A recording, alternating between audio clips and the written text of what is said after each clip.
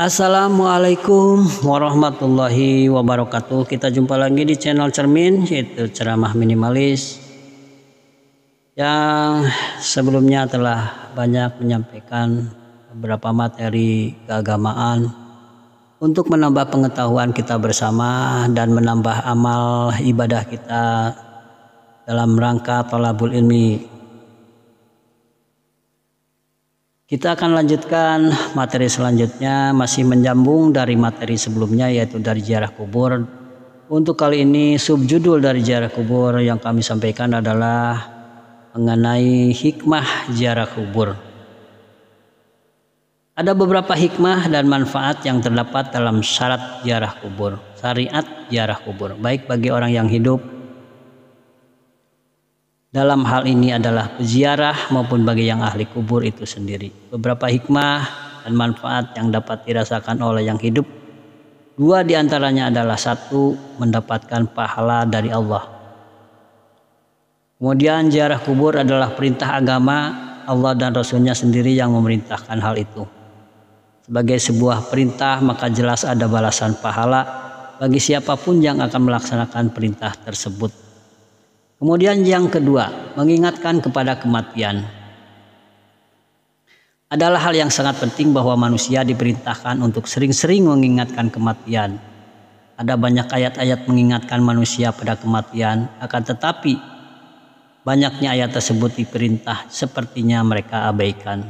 Terbukti banyak orang yang lupa akan kematiannya. Seandainya saja manusia selalu ingat bahwa mereka akan mati, maka pasti manusia bisa menjaga diri dengan memperbaiki amal kebajikannya.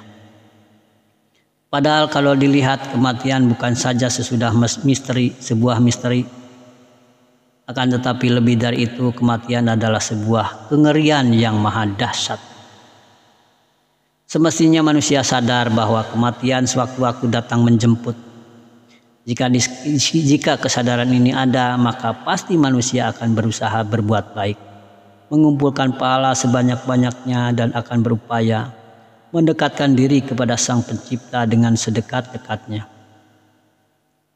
Hal ini mereka lakukan karena sepenuhnya mereka sadar bahwa jika maut datang menjemput ajal, sementara pada saat yang bersamaan mereka belum mempersiapkan bekal, pasti dalam menempuh kehidupan baru di alam kubur hingga sampai pada alam akhirat nanti, mereka akan menemukan kesengsaraan. Kematian akan datang menemui manusia secara tiba-tiba dan tanpa permisi sebelumnya. Jika kematian datang, tak ada satupun kekuatan atau kesaktian yang sanggup mengelakkannya. Begitupun ketika ia datang, tak ada satupun tempat yang bisa menyembunyikan manusia dari kejarannya. Kematian adalah sebuah kesaksian Tuhan. Kematian adalah sebuah kesaksian Tuhan yang tak ada satupun ketidakberdayaan di muka bumi ini yang sanggup mengalahkannya. Jangankan mengalahkannya, menghalanginya pun tak ada. Atau jangankan menghalanginya, mengundurnya pun tak ada yang sanggup meski hanya seberapa detik saja.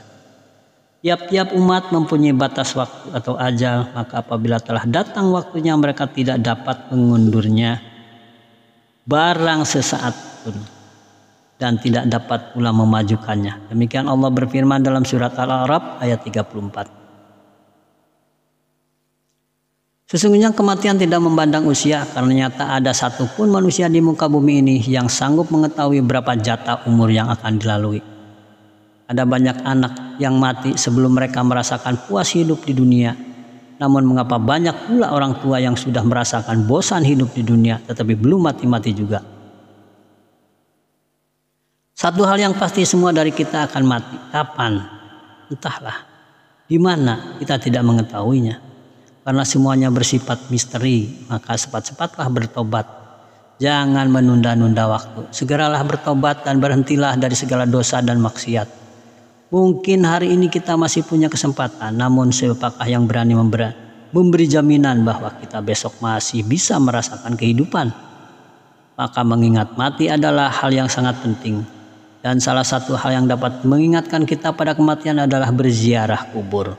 Sungguh jika ziarah kubur dilakukan dengan benar dan penuh penghayatan, maka kita akan menemukan hal lain yang tidak terdapat di tempat-tempat lain.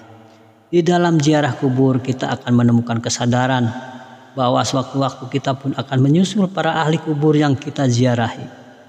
Kesadaran inilah yang nanti akan kita jadi motor penggerak bagi kita untuk melakukan kebajikan dan menjauhi kejahatan. Satu hal yang pasti bahwa para sahabat Nabi dan ulama-ulama salaf pun menjadikan ziarah kubur ini sebagai upaya mengingat mati. Mereka banyak mengambil pelajaran dari ziarah kubur hingga upaya ini selalu mereka lakukan tanpa henti.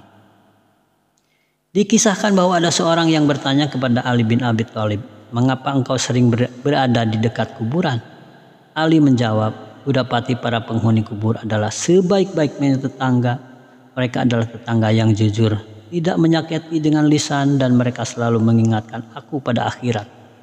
Ketika Utsman bin Affan berdiri di dekat kubur, ia menangis hingga air matanya membasahi jenggotnya.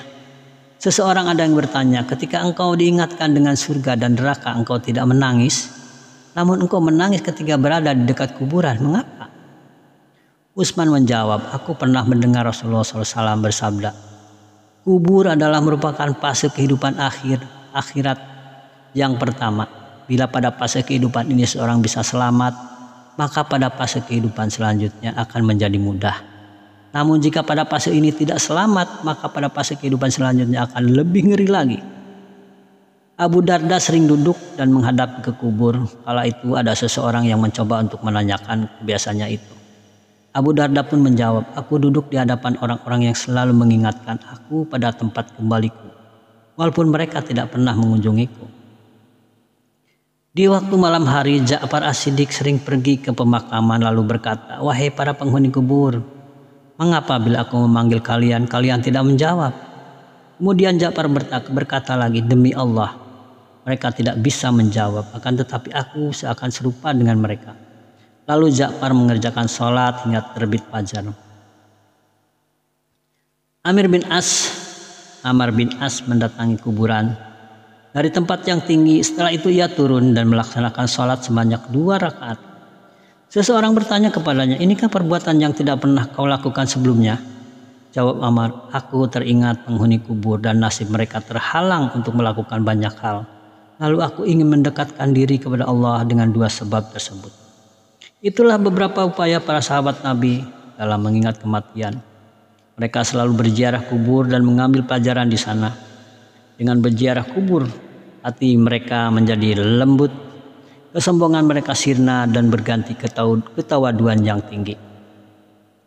Itulah manfaat ziarah kubur bagi seorang yang hidup, sedangkan bagi si mayit sendiri ziarah kubur mempunyai manfaat yang sangat besar, yaitu pertama bisa meringankan beban siksa si mayit jika si mayit mendapatkan siksa dalam kubur. Diriwayatkan dari Ibnu Abbas, ia berkata, Nabi melewati 2 perkuburan. Nabi berkata, kedua kuburan ini sedang disiksa, tetapi bukan karena dosa besar. Yang seorang karena tidak bersuci saat berbuang air kecil, yang seorang karena tukang penyebar fitnah. Kemudian Nabi mengambil pelepah tamar, dan pelepah tersebut dibelah menjadi 2.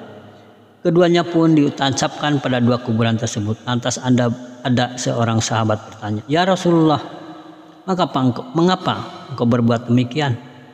Nabi menjawab, "Mudah-mudahan kedua pelepah ini bisa meringankan siksanya selagi belum kering." Hadis ini memberikan penjelasan bahwa ternyata tanaman atau tumbuhan bisa memintakan ampun manusia yang sudah mati, yang karenanya bisa meringankan siksa manusia dalam kubur. Sebagian ulama menjelaskan bahwa pelepah kurma itu membaca tasbih sebelum kering, dan orang yang berada dalam kuburan tersebut mendapatkan manfaat dari bacaan tasbih yang dilakukan oleh pelepah kurma itu. Kalau tumbuhan saja bisa menyebabkan ringannya siksa kubur, maka apalagi manusia. Itu artinya tindakan ziarah kubur dilakukan oleh orang hidup yang kemudian mendoakannya, maka hal itu akan memperingan siksa ahli kubur yang diziarahi. Kedua, ahli kubur akan mendapatkan kiriman pahala dari seorang yang menziarahinya. Ini terjadi jika peziarah melakukan zikir atau membaca Al-Quran yang pahalanya dihadiahkan kepada ahli kubur. Hadiah pahala inilah yang sebenarnya dinanti-nanti oleh si mayit, sebab di dalam alam kubur mereka tidak dapat melakukan apa-apa yang dapat menambah catatan amal ibadahnya. Diriwayatkan oleh Imam Baihaqi dan Dailami yang bersumber dari Ibnu Abbas bahwa Rasulullah SAW bersabda, mal mayyitu fi qabrihi illa sibhul ghariq al mutaghawwir yang tadiru da'watan talhaquhu min abin wa ummi aw waladin aw sadiqin sikatin fa idza lahiqathu kanat ahabba alaihi minad dunya wa ma fiha. Tidaklah seorang mayit di dalam kubur kecuali seperti orang yang tenggelam di lautan menunggu pertolongan dari bapak ibunya atau anaknya serta sahabatnya sehingga dapat menyelamatkannya. Apabila ia mendapatkannya, maka ia lebih senang daripada mendapatkan dunia seisinya. Satu hal yang pasti, hadiah pahala yang dikirim orang yang hidup kepada ahli kuburnya, hal itu akan menjadikan ahli kubur merasa bahagia, sebab pahala baginya adalah sebuah karunia yang amat besar.